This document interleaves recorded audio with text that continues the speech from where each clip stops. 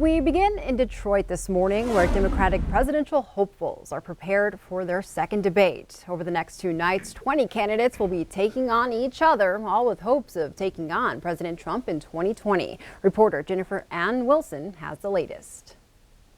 CNN's stage and tent is all set up and ready to go here on Woodward, just across the street from the Fox Theater, where the actual debates will take place. Now, of course, tonight, the first 10 of 20 candidates will take the stage, and it's a little different than last time. First off, these candidates will only have 60 seconds to answer a question, and if they interrupt each other repetitively, they could have that time docked. We're also not going to be seeing any group questions asking candidates to raise their hands if they agree or disagree.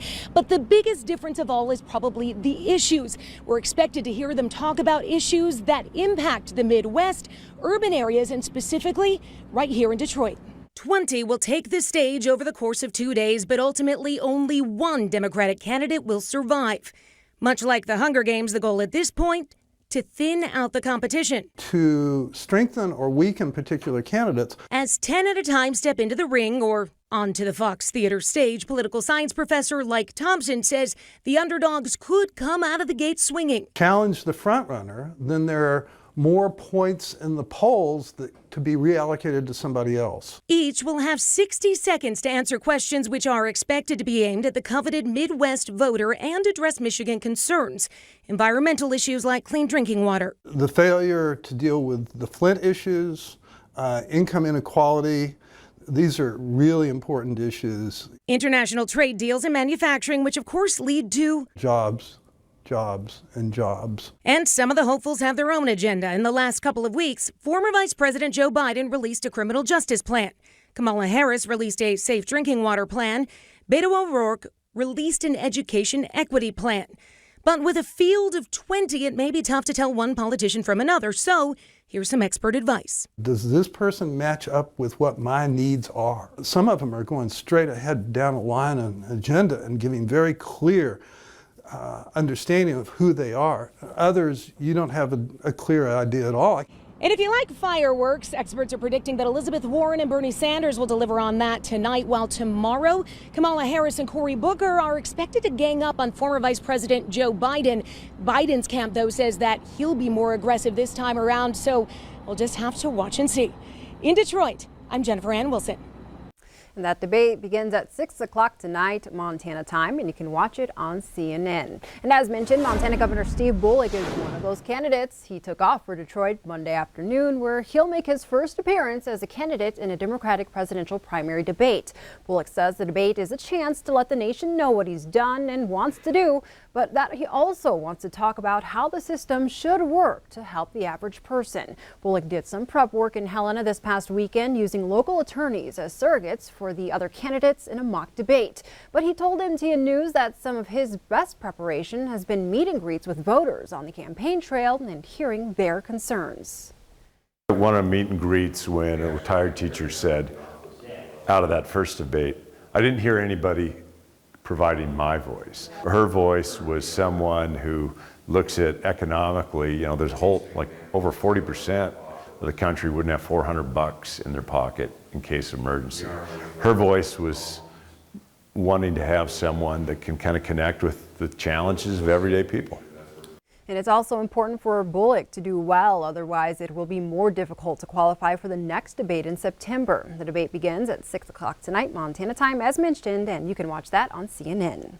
The former Miles City athletic trainer accused of sexually assaulting hundreds of male students will learn his fate today. 79-year-old James Jensen is set to be sentenced in federal court this afternoon in Billings for coercion. This comes as new details from documents show the Montana Attorney General's office was investigating Jensen 17 years ago, but agents never charged him. Jensen's federal defense lawyer says his client confessed back in 2002, but charges were never filed because agents said they didn't have enough evidence.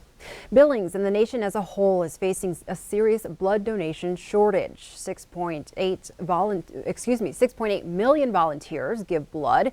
And while that number sounds like a lot of people, it's 26% fewer than years ago. Officials say people don't give blood because they aren't asked. 150 donors are needed each day to meet the region's needs.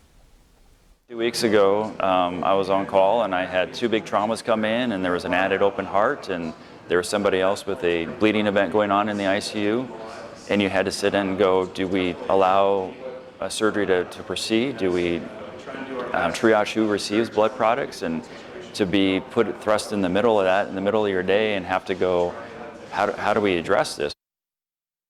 The Billings Blood Bank is holding Montana's biggest blood drive through August 2nd. Well, it seems deadly crashes in Montana are not as high as they used to be. That's according to the Montana Highway Patrol's yearly crash report. 2018 marked the lowest year for deadly crashes since 2015. There were 168 deadly crashes, resulting in 182 deaths last year. That's the lowest since 1989, when there were 181 road deaths.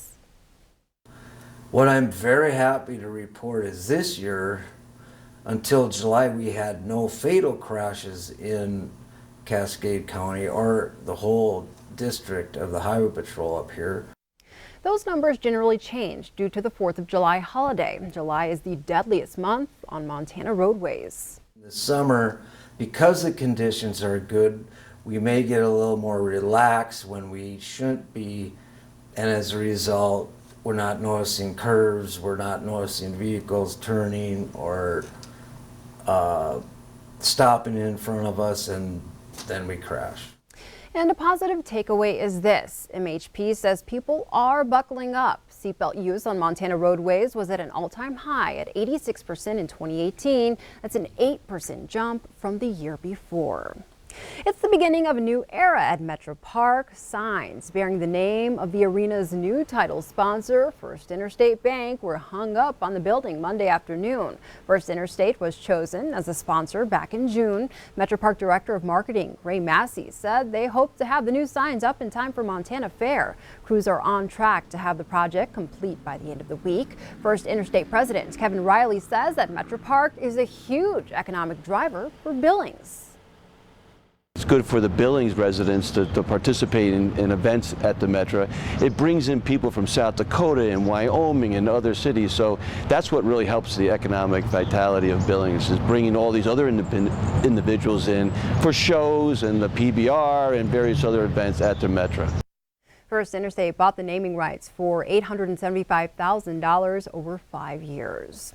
The countdown to commissioning is inching closer. The USS Billings has arrived in Key West. The week also marks the start of USS Billings Week in Key West. Q2 will be at the ship's commissioning starting this Thursday and up through the official ceremony on Saturday, right down to the smashing of the bottle, following Navy tradition. Our own Russ Riesinger will be in Key West, and he'll join us live on Montana This Morning, Thursday and Friday, to share the latest details and developments. Montanans love to buy the famous flathead cherries in stores all across the Treasure State, but few people know what it takes to grow the perfect cherry.